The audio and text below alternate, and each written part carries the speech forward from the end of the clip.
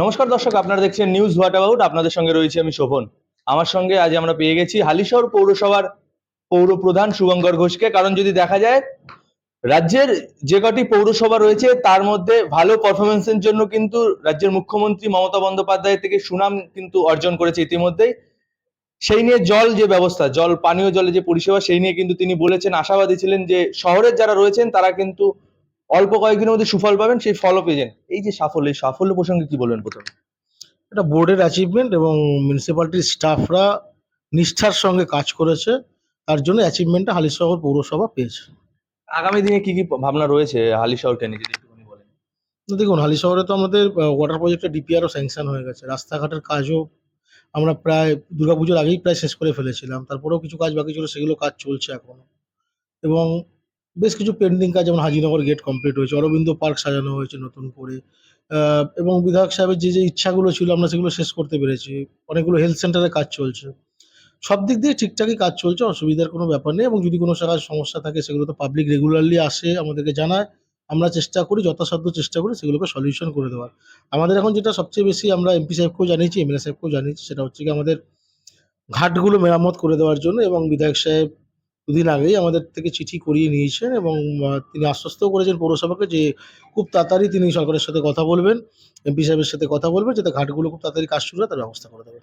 এই একটা বিষয়, ওই সেদিনকে সভা থেকে এবং তার পরবর্তীতে হকার উচ্ছেদ নিয়ে যদি দেখা যায়, এই শহরেও কিন্তু বিভিন্ন জায়গায় সরকারি জমির উপর বসে রয়েছে হকার, তাদের জন্য কি পরিকল্পনা নিচ্ছেন আপনারা? দেখুন, সিএম ম্যাডাম যেটা বলেছেন সেটাই চলবে। যেটা ১ মাস সময় দিয়েছেন একটা নতুন করে প্ল্যানিং করার জন্য, একটা কমিটি তিনি করে দিয়েছেন। সেই কমিটি যেটা ইনস্ট্রাকশন দেবেন, আমাদেরকে জানাবেন জিও দিয়ে, সেটাই আমরা করব। কিন্তু যেগুলো আন্ডার কনস্ট্রাকশন আছে, নতুন করে বলা হয়েছে কোনো জায়গায় কোনো রকমভাবে এটা বসবে না। আমরা আমাদের শহরে সার্ভে করে দেখিয়েছি, বেশ কিছু জায়গায় আন্ডার কনস্ট্রাকশন টুকটুক টুকটুক করে তৈরি হচ্ছিল যেগুলো, এবং ইট বালি সিমেন্টের কংক্রিট গাঁথনি হচ্ছিল সরকারি জায়গার উপরে। কোনো জায়গায় লোহার পোল লাগিয়ে কাজ হয়েছে, সেগুলোকে নোটিশ করা হয়েছে। প্রথম নোটিশ, সেকেন্ড নোটিশ সেকেন্ড সপ্তাহ, এর পরের সপ্তাহে আমরা দেব। তারপরে আমরা প্রশাসনের দ্বারস্থ হবো এবং যেগুলো আন্ডার কনস্ট্রাকশন আছে ২৫ থেকে ২৬ খানা, সেগুলো কিন্তু আমরা ভেঙে ফেলবো। স্যার, একটা যেটা বিষয়, যে যদি আপনি তো বললেন এই বিষয়গুলো, তার পাশাপাশি যদি একটা দেখা যায় যে ড্রেনগুলোর ওপর কিন্তু দখল চলছে, ভ্যান নিয়ে এসে তারা প্রথমে ভ্যান থাকছে, তার পরবর্তীতে আস্তে আস্তে সেখানে ঘাটিটা কেটে হয়েছে, তাদের উদ্দেশ্যে কি থাকবে? দেখুন, একটা মানুষ ভ্যান নিয়ে এসছে, ব্যবসা করে চলে যাচ্ছে, তো সেক্ষেত্রে আমাদের কারো কিচ্ছু বলার নেই, কারণ একটা মানুষ আসতে পারে, তার রুজি রুটির ব্যাপার রয়েছে।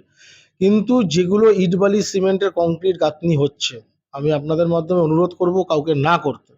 কারণ মিউনিসিপ্যালিটি যে নোটিশগুলো করেছে, আন্ডার কনস্ট্রাকশন যেগুলো রয়েছে, যেগুলো বিজনেস শুরু হয়নি, আন্ডার কনস্ট্রাকশন রয়েছে, মিউনিসিপ্যালিটি নোটিশ করে দিয়েছে, সেগুলো কিন্তু আমরা কিন্তু নিয়ম মাফিক চলছি। প্রথম নোটিশ চলে গেছে, সময় নিচ্ছি, সেকেন্ড নোটিশ যাবে। তারপরে কিন্তু আমরা প্রশাসনের দ্বারস্থ হব, ওগুলো কিন্তু ভাঙবো আমরা। একটা যেটা বিষয় সেটা হচ্ছে রাখবো, এই এই দিকে যখন কিন্তু দাঁড়িয়ে একটা কিন্তু পুনর্বাসনের কথা বলেছে, পুনর্বাসনের জন্য চিন্তা ভাবনা আপনাদের তরফ থেকে কি ভাবেন, যে কোন কোন জায়গা বেছে নেওয়া হচ্ছে?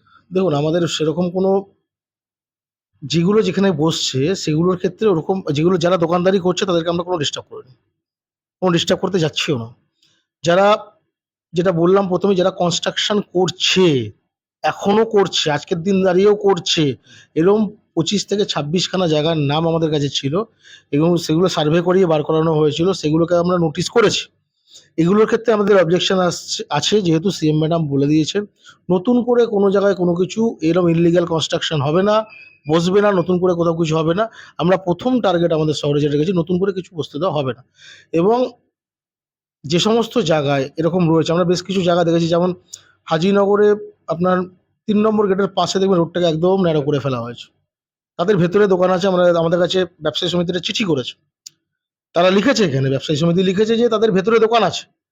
তারপরে ওটাকে গোডাউন হিসেবে ব্যবহার করে, আমরা ছোটোর থেকে দেখে এসেছি, যারা শহরের পুরনো মানুষ তারা দেখেছে, বড় বাজার বলেই পরিচিত ছিল ওই বাজারটার ভেতরে বসতো, তারা বাইরে এসে বসছে। আমরা অবশ্যই তাদেরকে রিকোয়েস্ট করব যে আপনারা ভেতরে গিয়ে বসুন, আপনাদের যেখানে ব্যবসার জায়গা সেখানে বসুন, গোডাউনটা অন্য জায়গায় শিফট করুন। এবং তারপরে যদি না শোনে, তারপরে আইনি যা প্রসেস আছে সেগুলো আমরা করব।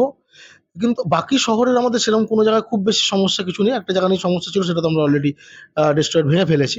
এবং আরও বেশ কয়েকটি জায়গা নিয়ে আমাদের সমস্যা এবং নোটিশ করা হয়েছে, ইনকোয়ারি চলছে, বিএলআর লেভেলেও এগুলোর ইনকোয়ারি চলছে।